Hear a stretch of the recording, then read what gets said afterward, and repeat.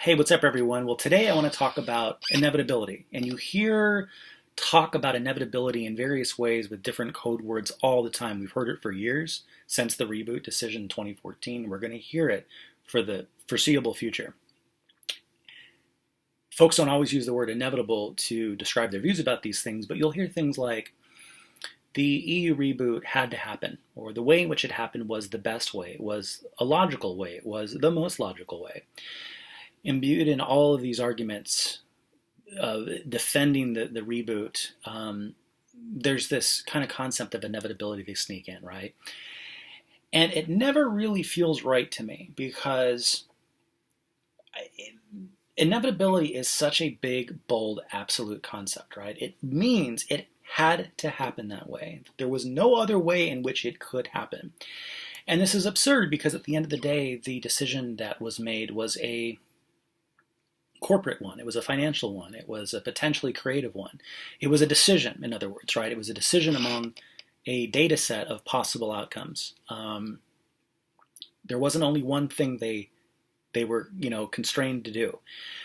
There was nothing inevitable about Kylo Ren needing to be the only son of Han and Leia. There's nothing inevitable about, many EU critics, sort of views about the quality of the EU necessarily meaning that they needed to reboot in order to tell this radically new story in 7, 8, and 9. There was nothing inevitable about the wholesale decanonization because as I've shown in previous videos, prior to 2014, we, far from being inevitable, we were told that there were going to be canon changes coming.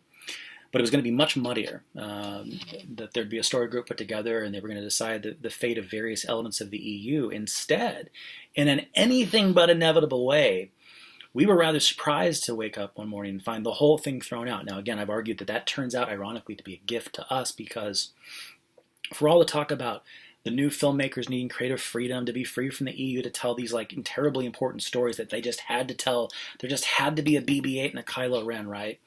The great news is that we, on the EU side now, have the total creative freedom not to have to continue our storyline, which we're completely cleared to do once Lucasfilm gives the green light, because there's nothing standing in our way, because there's two canons now, right? A Legends canon and the new canon.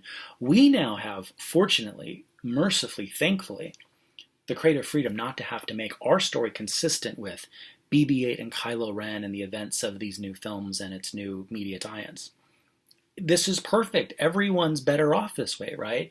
For all the fans who complain about the EU and all the haters out there, defenders of the reboot and defenders of the new canon who say that the EU was creative garbage and it was a mess of contradictions, great. You don't have to worry about it anymore. In the way that those of us on the EU side who don't follow the new canon don't have to worry about the choices it made. The decanonization, I think, was a horrible thing in the end, right? Because there were so many ways, far from being inevitable, there's so many ways that the new stuff could have been made consistent with the EU. But you know what? That ship has sailed. And in a way, I think, very fortuitous for the EU. And I think for the EU haters, in a way, even beneficial to them too. We can all be part of the Star Wars family, but we don't have to worry about the creative choices that were made in our respective canons anymore. If people think that Crystal Star is a bad book, they don't have to read it.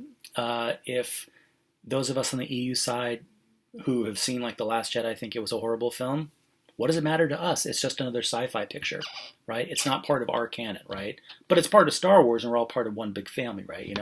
We're sort of like cousins in a way or something, right? These various canons, there's some sort of kind of distant relations, right? But we don't necessarily need to be sticking our beak into that family's sort of internal affairs, right?